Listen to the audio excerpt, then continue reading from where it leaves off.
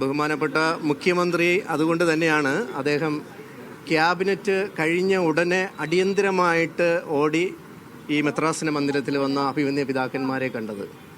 അപ്പോൾ അതിൻ്റേതായിട്ടുള്ള പ്രാതിനിധ്യം അത് വിവിധ മേഖലകളിൽ നമുക്ക് ലഭ്യമാകുന്ന രീതിയിലുള്ള ഒരു സൗഹൃദ സംഭാഷണമായിരുന്നു. മുഖ്യമന്ത്രി സംസാരിച്ചു, അദ്ദേഹം നേരിട്ട് തന്നെ വിഷയങ്ങളിൽ ഇടപെടുന്നതായിരിക്കും. നമ്മുടെ മുൻഗണനാ ക്രമമനുസരിച്ച് അദ്ദേഹം കാര്യങ്ങളെല്ലാം ചെയ്തു തരാമെന്നുള്ള നല്ലൊരു ഉറപ്പാണ് അന്ന് നൽകിയിട്ട് പോയത്. അതിനുശേഷം ബഹുമാനപ്പെട്ട മന്ത്രിമാരായിട്ടുള്ള ഗതാഗത മന്ത്രി CP ജോണും ആരോഗ്യവകുപ്പ് മന്ത്രി കെ മുരളീധരൻ സാറൊക്കെ ഇവിടെ വന്നിരുന്നു.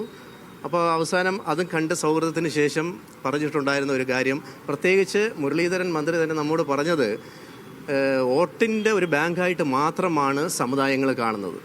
അതിനുശേഷം ഞങ്ങൾക്ക് സമുദായങ്ങൾ വേണ്ട എന്നുള്ള സമീപനത്തോട് അദ്ദേഹം എതിർപ്പ് പ്രകടിപ്പിച്ചു ഇവിടെ വെച്ച് തന്നെ. അതായത് സമുദായങ്ങൾ എല്ലാത്തിനും ആവശ്യമാണ്, അവരുടെ ആവശ്യങ്ങൾ അവർ ഉന്നയിച്ചു, അവരുടെ ആശങ്കകൾ അവർ ഉന്നയിച്ചു. അതാണ് ഇവിടെ വന്നിട്ട് മന്ത്രിയും വളരെ സപ്പോർട്ടീവായിട്ടുള്ള രീതിയിൽ അതിൻ്റെ ചുവട് പിടിച്ച് തന്നെയാണ് ഇന്ന് ഫിഷറീസിൻ്റെ മിനിസ്റ്റർ ഇവിടെ എത്തിയത്. നിങ്ങൾക്കറിയാമല്ലോ, ചില ചരടുവലികളും നാടകങ്ങളും കാരണമാണ് നമുക്ക് കിട്ടേണ്ട പ്രാതിനിധ്യം നമുക്ക് മന്ത്രിസഭയിലും കിട്ടാതെ പോയി, ലഭിക്കേണ്ട ഒരു വകുപ്പും നമുക്ക് ലഭിക്കാതെ പോയത്. അപ്പോൾ അതിൽ ആശങ്ക ഉണ്ടായിരുന്നു. അത് സൗഹൃദപരമായിട്ട് തന്നെ നമ്മൾ സംസാരിച്ച് അത് തീർക്കും. ഈ പറഞ്ഞ ഉന്നയിച്ച മാധ്യമപ്രവർത്തകർ ഉന്നയിച്ച എല്ലാ വിഷയങ്ങളും മുൻഗണനാക്രമത്തിൽ തന്നെ, പ്രത്യേകിച്ച് ഇപ്പോൾ അടിയന്തര പ്രാധാന്യം കൊടുക്കുന്നത് റഫ് സീസണാണ്. അപ്പോൾ വിഴിഞ്ഞവുമായിട്ട് ബന്ധപ്പെട്ട പ്രശ്നങ്ങളുണ്ട്. അപ്പോൾ അവിടെ ഇന്ന് തന്നെ സംസാരിച്ചു.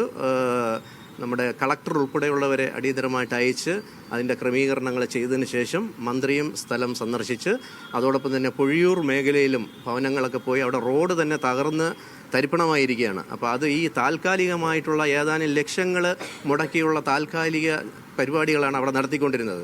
പക്ഷേ അത് ശാശ്വതമായിട്ടുള്ള ഒരു പരിഹാരം വേണം. ടെട്രോപാഡ് ഉൾപ്പെടെയുള്ള ആ സംവിധാനങ്ങൾ ഉപയോഗിച്ച് ആ റോഡ് നിലനിർത്തുവാനും ഗതാഗത യോഗ്യമാക്കുവാനും അതോടൊപ്പം തന്നെ അവരെ സുരക്ഷിതമായിട്ട് ആൾക്കാർ ജീവിക്കുവാനുള്ള ഒരു ഏർപ്പാട് ഉണ്ടാക്കുവാനുള്ള ക്രമീകരണങ്ങളും ചെയ്യുന്നുണ്ട്. ഇതുപോലെ തന്നെയാണ് മുതലപ്പുഴി ഒരു മരണക്കെടിയാണെന്ന് നിങ്ങൾക്ക് എല്ലാവർക്കും അറിയാവുന്ന എൻ്റെ മാധ്യമ സുഹൃത്തുക്കളൊക്കെ അവിടെ ഉണ്ടായിരുന്നു.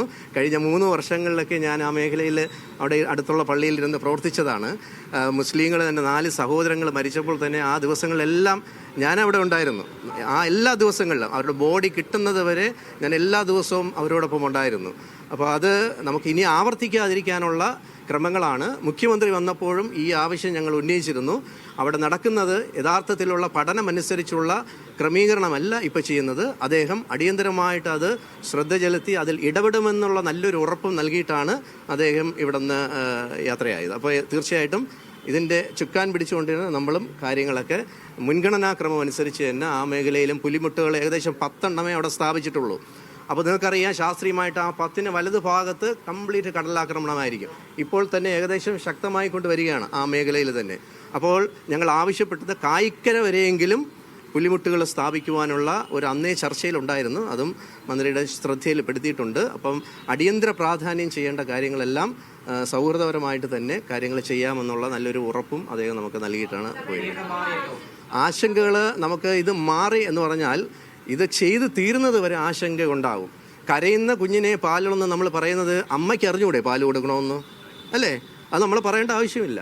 അപ്പോൾ അതുകൊണ്ട് അവർ തീർച്ചയായിട്ടും നമ്മൾ ഓരോ ദിവസവും ഇതിനെ ഫോളോ അപ്പ് ചെയ്യും. ഞങ്ങളും ജാഗ്രതയോടെ കൂടെ തന്നെയാണ്. കാരണം ഞാൻ എല്ലാവരുടെയും പ്രതിനിധിയായിട്ടാണ് നിൽക്കുന്നത്, സമുദായ സംഘടനകളുടെ എല്ലാം. ലത്തീൻ സഭ ആസ്ഥാനത്ത് ഫിഷറീസ് മന്ത്രി എത്തിയ ശേഷം ലത്തീൻ സഭ പ്രതിനിധി മാധ്യമങ്ങളോട് കാര്യങ്ങളെക്കുറിച്ച് വിശദീകരിക്കുകയായിരുന്നു.